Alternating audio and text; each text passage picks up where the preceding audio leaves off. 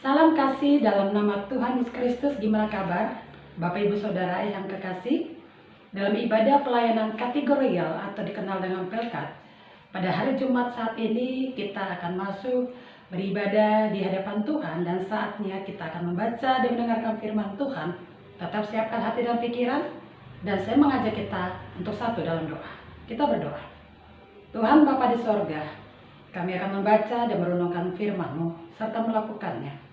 Pimpin, kuasai kami dengan kuasa Roh Kudus-Mu, supaya kami sungguh dapat membaca firman Tuhan, dan kami juga melaksanakan firman Tuhan dalam kehidupan kami setiap hari. Berfirmanlah Tuhan, kami dengarkan Tuhan. Dalam nama Tuhan Yesus kami telah berdoa. Amin. Marilah kita berdiri, dan pembacaan pada saat ini terambil dari Kitab Esra, pasal yang ketiga, ayat yang ke-8 sampai dengan ayat 9. Kita buka Alkitab, Bapak Ibu Saudara membaca juga di rumah. Judul di sini, Perletakan Dasar Bait Suci, ayat yang ke-8. Pada tahun yang kedua sesudah mereka sampai ke rumah Allah di Yerusalem, dalam bulan yang kedua, maka Zerubabel bin Shealtiel dari Yesua bin Yosadak beserta saudara-saudara mereka yang lain, yakni para imam dan orang-orang Lewi dan semua orang yang pulang ke Yerusalem dari tempat tawanan, memulai pekerjaan itu. Mereka menugaskan orang-orang Lewi yang berumur 20 tahun ke atas untuk mengawasi pekerjaan membangun rumah Tuhan. Lalu Yesua serta anak-anak dan saudara-saudaranya dan Kadmiel serta anak-anaknya, orang-orang Yehuda bersama-sama bertindak mengawasi orang-orang yang melakukan pekerjaan membangun rumah Allah. Demikian juga Bani Henadad, anak-anak dan saudara-saudara mereka, orang-orang Lewi itu. Demikianlah pembacaan firman Tuhan. Berbahagialah kita mendengar dan melakukannya. Terpujilah Kristus. Hosiana. Bapak Ibu Saudara yang Tuhan Yesus kasihi, dalam pembacaan kita pada saat ini adalah dibutuhkan orang yang khusus untuk melakukan sebuah tugas. Bapak Ibu Saudara pernah melakukan sebuah perjalanan yang cukup jauh. Ketika Bapak Ibu Saudara ingin melakukan perjalanan cukup jauh dalam mencapai tujuan, tentunya Bapak Ibu Saudara, bahkan saya sendiri, mempersiapkan segala sesuatunya itu. Ada rencana yang harus cukup matang untuk kita lakukan.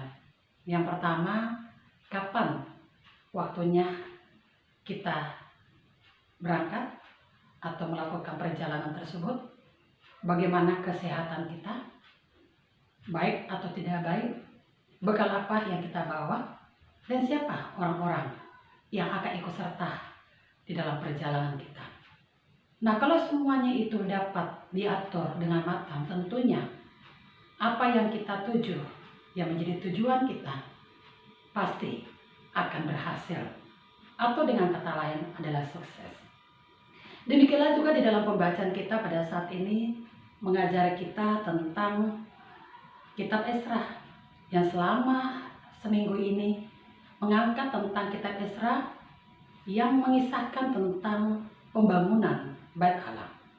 Dalam ayat yang ke-8 sampai dengan ayat 9 dikisahkan di sana tentang siapa orang-orang yang akan ditugaskan untuk mengawasi pembangunan Bait Allah atau rumah Tuhan.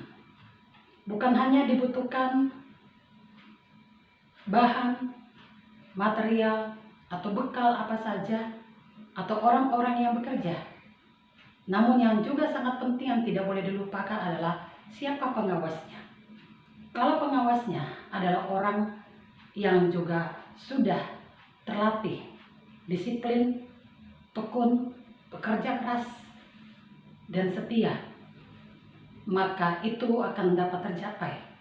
Pembangunan Bait Allah akan terwujud sesuai dengan kehendak Allah, dan juga terjawab kerinduan dari bangsa Israel. Jadi tidak gampang Bapak Ibu Saudara kekasih, tadi katakan di dalam melakukan pembangunan rumah Tuhan. atau bait Allah. Di situ melibatkan para imam, orang-orang Lewi, Yesua, dan juga saudara-saudaranya yang lain yang tadi Bapak Ibu Saudara membaca di dalam Alkitab. Untuk mengawasi pembangunan itu sangat penting. Kalau tidak ada orang yang mengawasi, bisa saja pekerja-pekerja yang melakukan pekerjaan rumah Tuhan melakukan dengan asal-asalan, melakukan dengan sembrono yang tidak diinginkan oleh Tuhan. Kita harus mengetahui bersama bahwa dalam pembangunan bait suci atau rumah Tuhan, awalnya kalau Bapak Ibu baca yang dibangun oleh Raja Salomo itu cukup indah, cukup kuat, cukup kokoh. Dan inilah ketika diruntuhkan oleh musuh Yerusalem, bait Allah dihancurkan. Disinilah Allah menghendaki bangsanya untuk membangun kembali.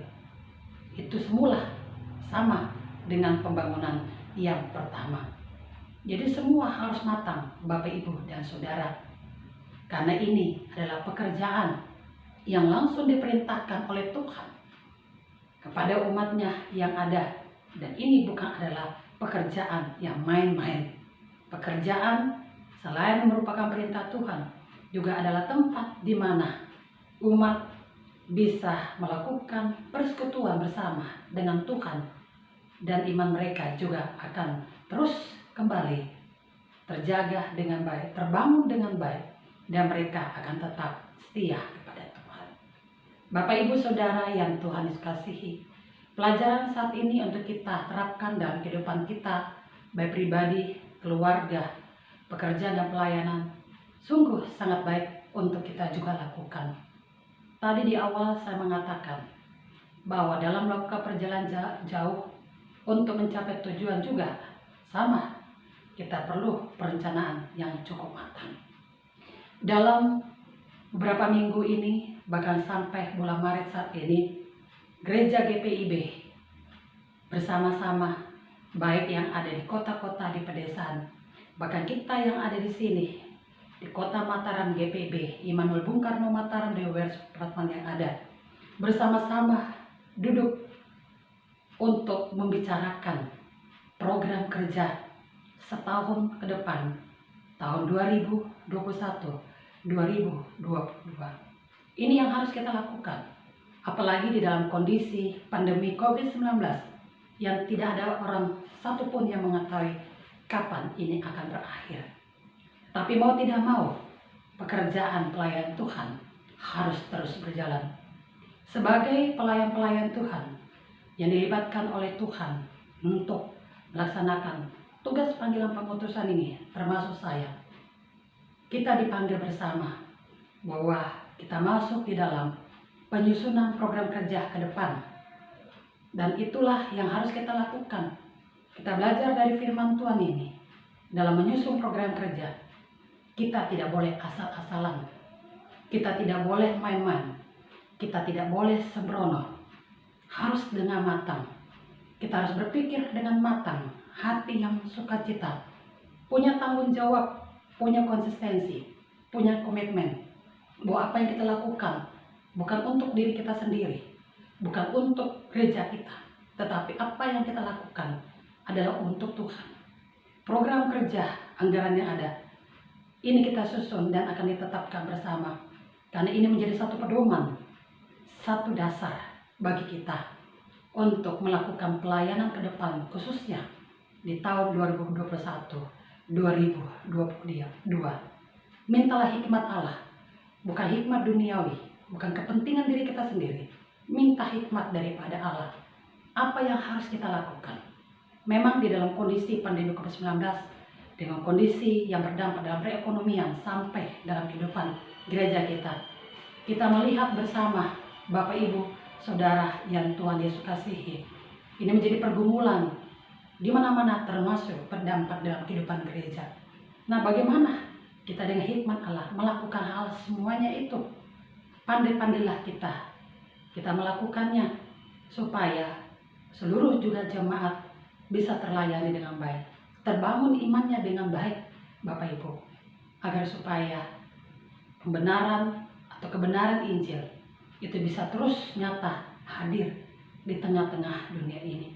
Jadi marilah Bapak Ibu dan Saudara, berikanlah waktu Bapak Ibu Saudara, berikanlah hati Bapak Ibu dan Saudara, berikan apa yang Bapak Ibu Saudara punya, bahkan juga dalam pengorbanan pikiran dan materi, berikan untuk Tuhan. Karena apa yang kita lakukan ini semuanya adalah untuk Tuhan dan juga untuk menjadi berkat bagi sesama kita. Marilah Bapak Ibu dan Saudara, lakukanlah penyusunan program secara baik-baik, bukan menurut pemikiran kita, keegoisan kita. Sekali lagi, ini kita lakukan untuk Tuhan.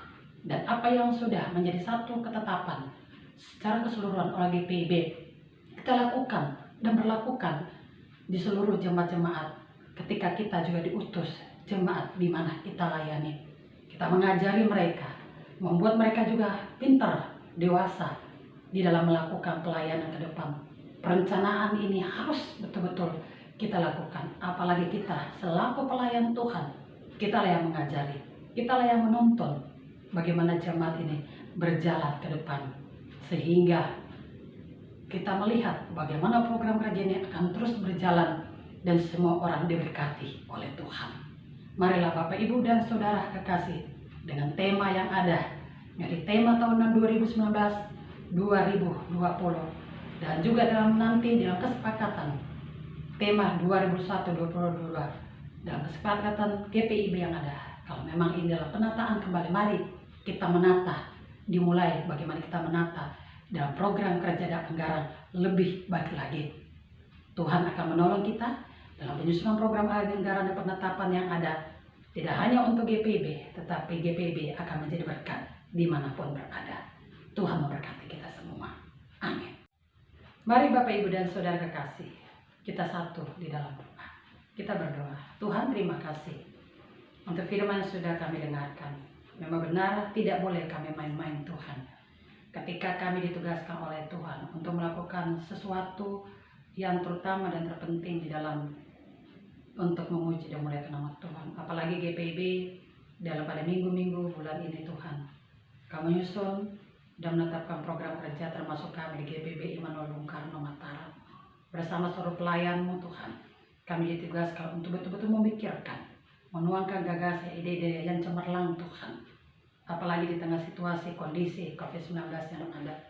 Bila kami menyusun dengan matang Tuhan, secara efektif dan efisien, sehingga ini juga memberikan kebahagiaan, memberikan sukacita, kegembiraan bagi seluruh jemaat, khususnya jemaat yang kami layani. Berkati Majelis Sinode, berkati BP Mupal, berkati jemaat-jemaat-Mu yang ada di kota-kota dan di desa-desa.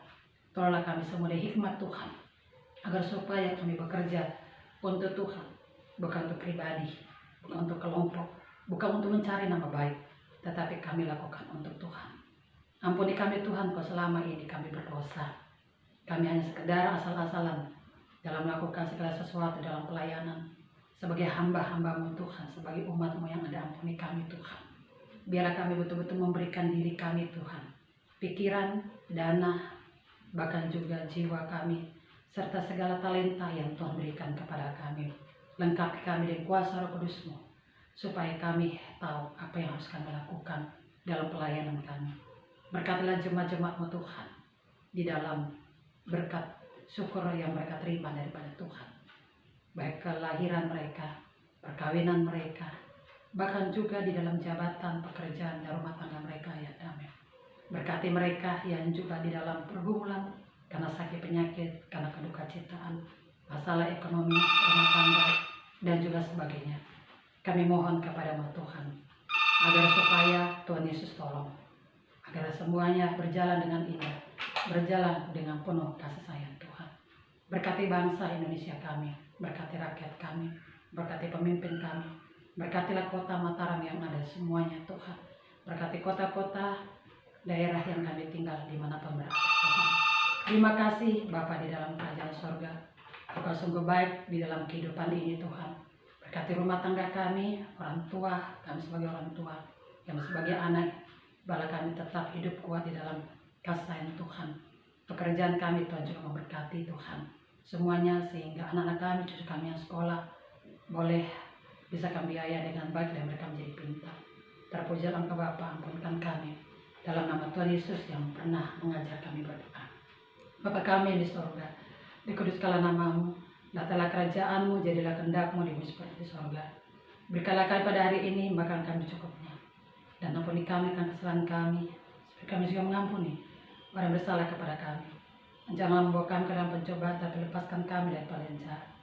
Karena Engkaulah yang empunya kerajaan dan kuasa dan kemuliaan sampai selama-lamanya. Amin. Arahkan hati dan pikiran kepada Tuhan dan terimalah berkat Tuhan.